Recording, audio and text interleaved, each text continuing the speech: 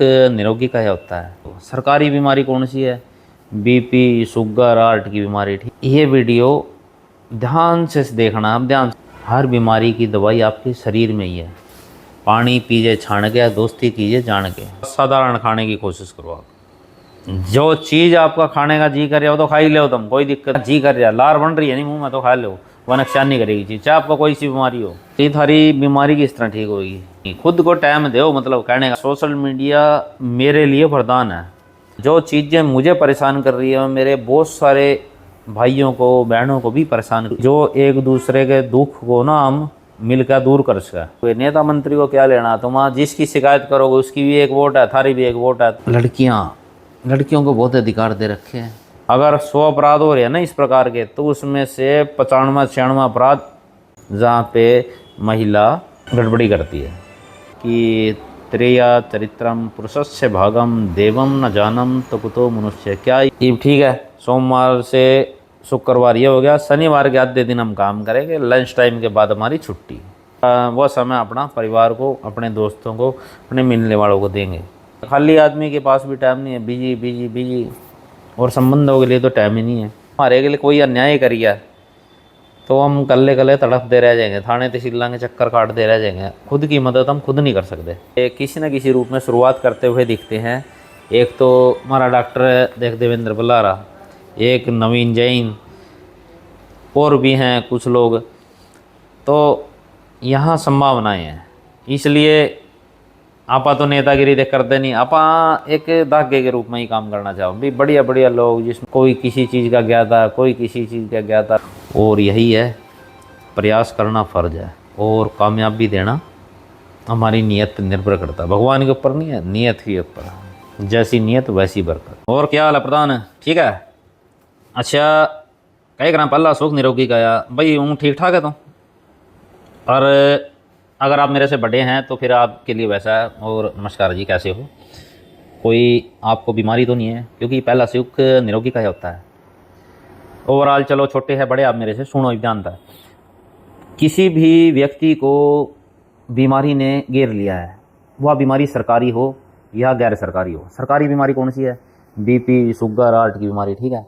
और प्राइवेट बीमारियाँ होगी, साइटिया, दमा, अस्थमा, अरिथ्राइटिस और ऐसी बहुत सारी चीज़ें। और ख़ासकर आप ज़्यादा परेशान जब हो जाते हो जब आपके किसी बुज़ुर्ग को है, ये माता पिताजी को बड़ी समस्याएं आती हैं। आपने ये वीडियो ध्यान से देखना, ध्यान से सेव कर लियो। दोस्तों, पहला बीमारियां ज़्यादा हो रही थी, नहीं हो रही थी। पहला बीमारी होती थी, लेकिन उनके इलाज हमारे शरीर से ही होते थे। मेरा कहने का भाव यूँ ही है कि हर बीमारी का इलाज आपके शरीर में ही है। हर बीमारी की दवाई आपके शरीर में ही है। सबसे पहला काम आपने काम करना है, पानी पीजिए छान के, दोस्ती कीजिए जान के। जो आपके पानी है ना, पानी किसी भी देसी स्रोत का होना चाहिए, या तो तालाब का होना चाहिए, नहर का होना चाहिए, या फिर आपके कुएँ का होना चाहिए। पहाड़ों का, झरने का तो बहुत बढ़िया। उसको कपड़े से छान कर, साथ तय वाला कपड़ा मलमल का, उससे छान कर उसमें पियो, बढ़िया। दूसरा, खान पान थोड़ा साधारण खाने की कोशिश करो आप। जो चीज़ आपका खाने का जी कर रहा हो तो खा ही लो तुम, कोई दिक्कत नहीं है। वो चाहे गोलगप्पे हो, चाहे समोसे हो, चाहे कुछ भी, अगर खाने का जी कर रहा है, लार बन रही है नहीं मुंह में तो खा लो, वह नुकसान नहीं करेगी चीज़। चाहे आपको कोई सी बीमारी हो। अब पानी की बात होगी, खाने की बात होगी, ये होगी थारी बीमारी किस तरह ठीक होगी। आपने अपने आप के शरीर को वो चीज़ें अवेलेबल करानी पड़ेंगी जिन चीज़ों की आपके शरीर को नीड है। ये आपको पता है किस समय उसको क्या ज़रूरत है। ये चीज़ आप शांत चित्त से, शांत मन से बैठोगे ना, जब आपको ये चीज़ एहसास होगी। इस दुनिया के कर्म कांडों से धोखा, बेईमानी और मन में जो पाप क्लेश मिटे रहते हैं, एक दूसरे की बुराई करते हैं, हम जलते हैं, लहर उठाते हैं एक दूसरे के प्रति, साजिशें रचते हैं, इन चीज़ों से बाहर निकलो, आराम से बैठो, जीरो पोजीशन पर। किसी से कोई लेना नहीं, कोई देना नहीं, कौन क्या करे अपना कोई मतलब नहीं। शांति से बैठो, कम से कम 10 मिनट आराम था, अपने बारे में ही सोचो बस। फिर था ना कुछ एहसास होगा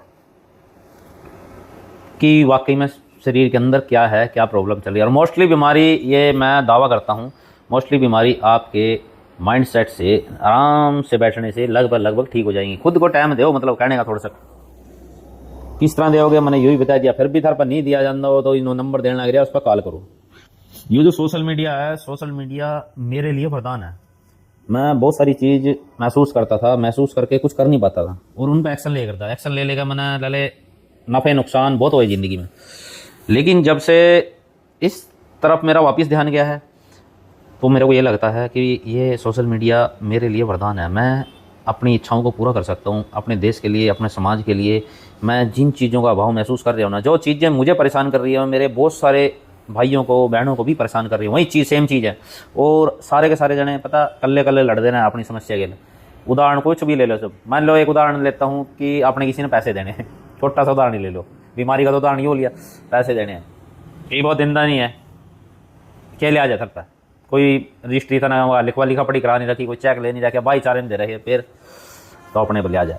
एक दूसरे को सूचित करो, यहाँ तक आपकी वो आनी चाहिए कि बंदा ऐसा ऐसा है, उसको अपने कुदरत फैमिली में डिफॉल्टर घोषित करेंगे ना, तो वह पूरे एरिया में जहाँ जहाँ तक हमारी कुदरत परिवार फैले हुआ है वहाँ वहाँ तक वो डिफॉल्टर घोषित हो जाएगा, उसको कोई ठन्नी नहीं देगा। तो ये समझ में आ गया बता रहे हो इसका महत्व। एक और ले, बहुत सारे जने आज के कर रहे हैं तरीके तरीके नए नए तरीके से ठगी मारते हैं, कोई भरोसे में ले लेगा, कोई किसी तरीके से कोई तरीके से, फिर यहाँ से भाग जाता है। जिस तरह ये लाले पुंडरी में बंदा कांड करेगा, थोड़े दिन रहेगा, फिर कैथल में, फिर करनाल में, न्यू करके सारी दूर भाई बंदे ने एक ही जगह करे ना, अब एक ही जगह ही उसको मार कर देंगे। हमारे पास ही सिस्टम है, हमारे को भेजिए कि कौन बंदे ने थारे साथ किए नलायकी करी है, उस वह बंदा कड़ी और ज़्यादा नलायकी नहीं कर पाएगा। बस आपके अपने परिवार को सॉलिडिटी अपने प्रदान करनी है, इसमें ढंग के बंदे जोड़ने हैं, बस वो नहीं जोड़ने हैं। अभी अपना और डिफॉल्टर जोड़ लो फिर और कचरा ले आ जाएंगे। डिफॉल्टर तो अपने को जैसे जैसे मुझे मालूम भी पड़ गया, नहीं मारे कोई गलती से डिफॉल्टर जुड़ गया और डिफॉल्टर को तो आप दूर कर देंगे।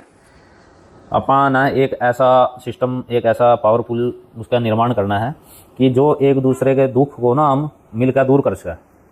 ये सरकार, ये प्रशासन, ये वगैरह वगैरह, ये हमारे लिए कोई कुछ नहीं करेगा, मानो खुद नहीं करना पड़ेगा। कोर्टा में जाओगे टाइम लगेगा, थाने में जाओगे वहाँ पे भी टाइम लगेगा, क्योंकि थानों से गुजर के फिर वो कोर्टों में फिर चले जाएगी बात। और नेता मंत्री जी के पास जाओगे, नेता मंत्री को क्या लेना, तुम जिसकी शिकायत करोगे उसकी भी एक वोट है, हमारी भी एक वोट है, तो कोई दिक्कत नहीं। एक राय किसकी, उसका अपने पर क्या उसका अभी हम अपनी जगह सही है, और कोई डिफॉल्टर आदमी है उसका क्या इलाज कराएंगे, हम खुद ही कराएंगे।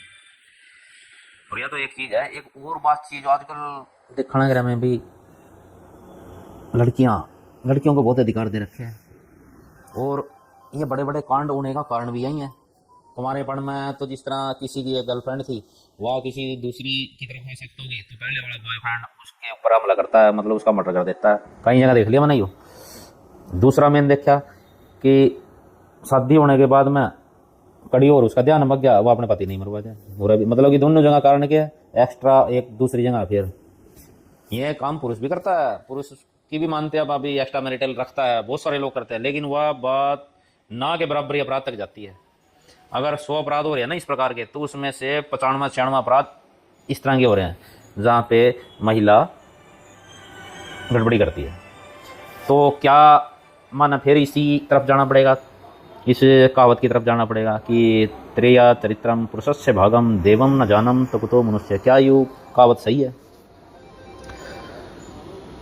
तो ओवरऑल अपनी इतनी सारी बात कहने का एक ही मतलब था कि जो ये सोशल मीडिया नहीं जिस पर आप अटैच हो रहे हैं, ये हमारे लिए वरदान हो सकता है। वरदान उसी आदमी के लिए होगा जिसको ढंग से तरीके से जीना है, ठगी बेईमानियाँ में जिसने नहीं जीना है। और इस लाइफ का आनंद मज़ा जब भी है, किले किले आप सेम दुख से ग्रस्त हो गए और परेशान हो गए तड़पेंगे तो उसका कोई फ़ायदा नहीं है। और आने वाले समय में भाई अपनी एक और बात सुन लो, अब मेरी इच्छा यह है, मेरी इच्छा हमारे से जुड़े हुए बहुत सारे लोगों की इच्छा है कि हम जैसे काम धंधा कर रहे हैं कुछ भी, तो सोमवार सवेरे आप 9-10 बजे से अपने वर्क स्टेशन पे जाएंगे और शाम को 6-7 बजे तक काम करेंगे, वापस घर। सोमवार से शुक्रवार यही रूटीन रहेगा, ठीक। और बीच में हमारा लंच टाइम रहेगा, लंच टाइम रहेगा हमारा 1:30 से 2:30 बजे के बीच में। 1:30 से 2:30 बजे के बीच में हम अपना खाना पीना खा के आराम से बैठेंगे, और किसी की वर्किंग उस जगह पे जाने से हम परहेज करेंगे, किसी की दुकान पे या किसी की उस पर, ताकि उस बंदे को समय मिले प्रॉपर कि हाँ भाई कोई ग्राहक ग्रुप तो है नहीं, आप आराम से खाना वाना खाओ। ये ठीक है। सोमवार से शुक्रवार ये हो गया, शनिवार के आधे दिन हम काम करेंगे, लंच टाइम के बाद हमारी छुट्टी। फिर हम वो समय अपना परिवार को, अपने दोस्तों को, अपने मिलने वालों को देंगे। आज के दौर के अंदर इंसान ना बेरा ही नहीं है, के नहीं है, खाली आदमी के पास भी टाइम नहीं है, बिजी बिजी बिजी, और संबंधों के लिए तो टाइम ही नहीं है। हम एक दूसरे से अलग कटे रहें, या एक साजिश भी रची गई है। यह साजिश रची गई है उन कंपनियों के द्वारा जो हमारे बीच में व्यापार कर रही हैं, उन लोगों के द्वारा जिनकी इन कंपनियों में हिस्सेदारी है, क्यों?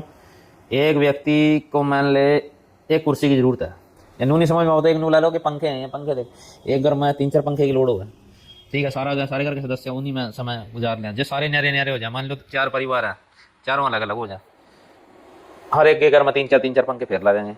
यानी बिजनेस करने वाली जो सी कंपनी आ रही इनके माल है ना, यहाँ भी ये चीज़ कर रहे हैं। और अलग अलग होने का हमारा एक और चक्कर है, जे हमने इन कंपनियों से कोई शिकायत है या हमारे के लिए कोई अन्याय करिए तो हम कल्ले कल्ले तड़पते रह जाएंगे, थाने तहसील के चक्कर काटते रह जाएंगे, खुद की मदद हम खुद नहीं कर सकते। बहुत सारी जगह गाँव देहात में ऐसा है, एक दूसरे की मदद करते हैं, लेकिन लगभग वहाँ पे भी ये चीज़ फैलती जा रही है। और इससे पहले कि ये कल्चर ही बन जाए, अभी कल्चर वैसे बन गया है, लेकिन इससे पहले पूर्ण रूप से हमारे पूरे हरियाणा को, पूरे देश को अपनी गिरफ्त में ले ले, इससे पहले हमको कुछ करना पड़ेगा। और पूरे देश में अगर कोई राज्य है तो वह है हरियाणा, जो इस काम की शुरुआत यहाँ से हो सकती है। और मना बढ़िया बढ़िया लोग यहाँ पे किसी न किसी रूप में शुरुआत करते हुए दिखते हैं। एक तो हमारा डॉक्टर देवेंद्र बल्लारा, एक नवीन जैन, और भी हैं कुछ लोग।